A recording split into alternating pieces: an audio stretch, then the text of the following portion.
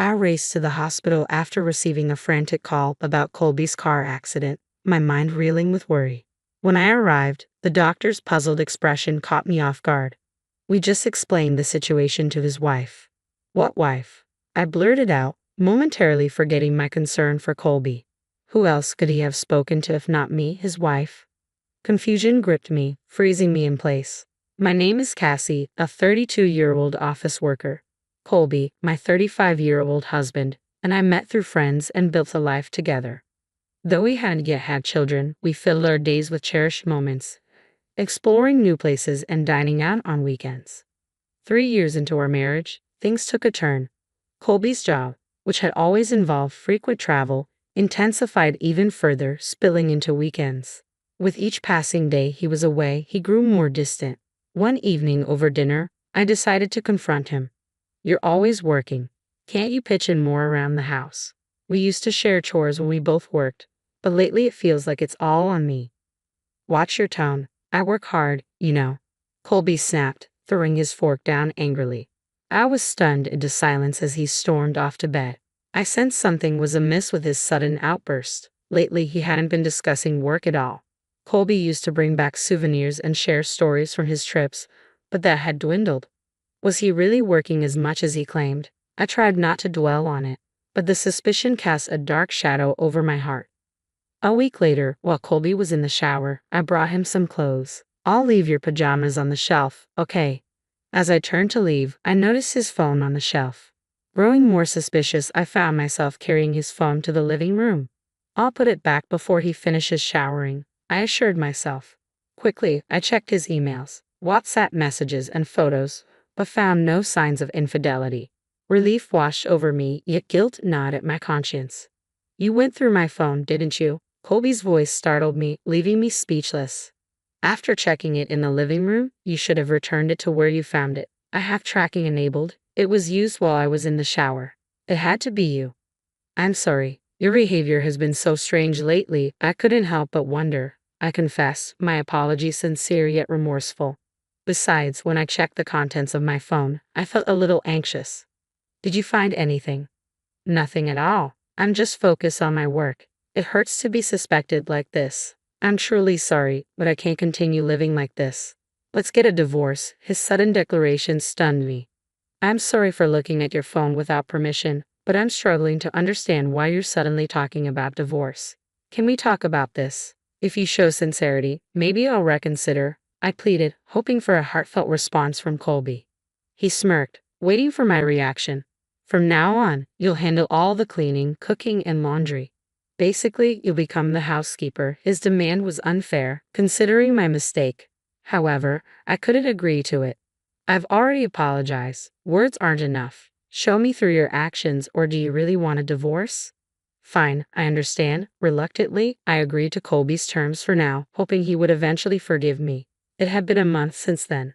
The next day, as I packed for Colby's business trip, he left all the preparations to me while engrossed in his work on the phone. Hey, have you reconsidered the divorce? Yeah, I'll think about it after this trip, Colby responded casually. Lately, I had been shouldering all the chores and handling the bills at his request. It was taking a toll on me, leaving me stressed and exhausted.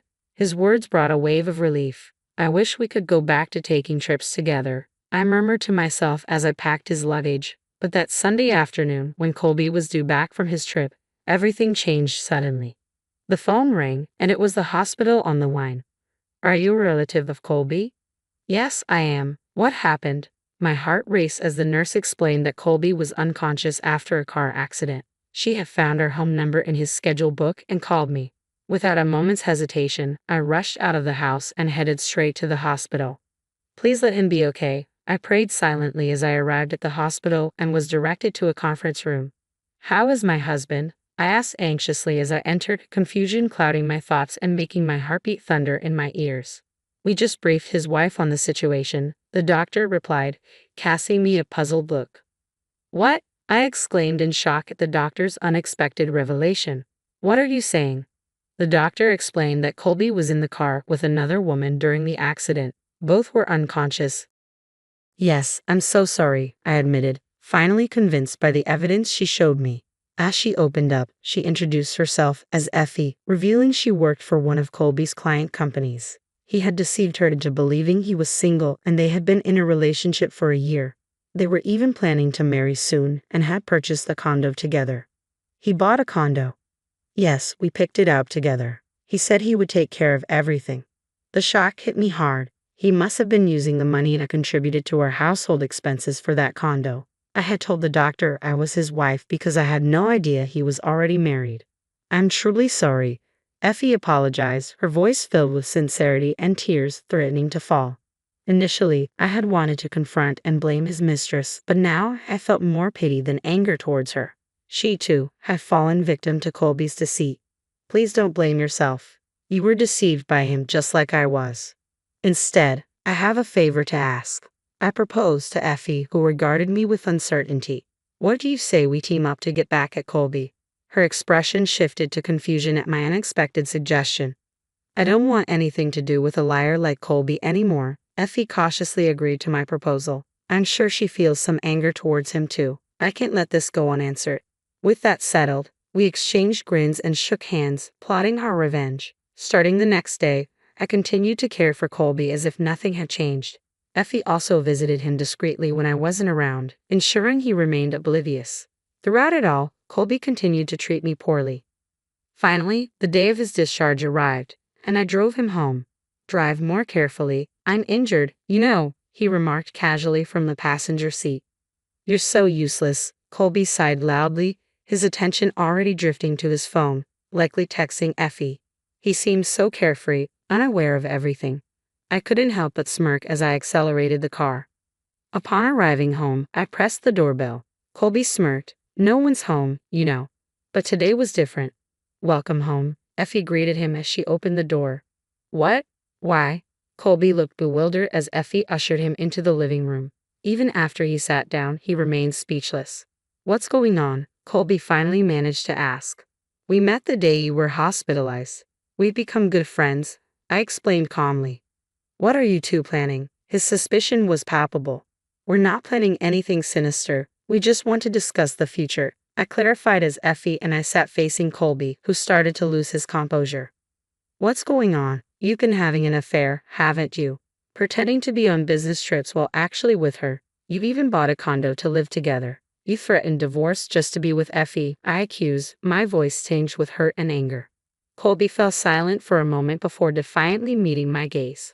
Of course, I'd rather be with a younger woman like Effie than with an old hack like you. So, you're going to divorce me? I nodded, trying to mask my own hurt. We were planning to get married soon, so it all works out, right, Effie? Colby smiled at her, but she remained expressionless. I won't marry you, Colby, Effie stated firmly. What? I almost chuckled at Colby's stunned expression. You lied to Effie about being single, and now you think you can marry her. But you're leaving me, Effie. There's nothing stopping us now. Effie let out a deep sigh. After seeing how you treat your wife, I have no desire to marry you. I can't subject myself to that, Effie said firmly, her tone resolute. Colby's pleading tone sent a shiver down my spine. Why did you bring Effie here? You're confusing her. Fix this.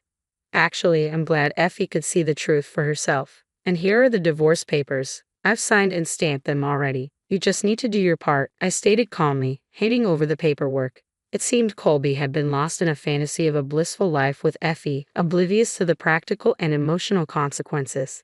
Of course, you'll have to pay. You had an affair. I have plenty of evidence, including WhatsApp messages and photos from Effie, I stated firmly.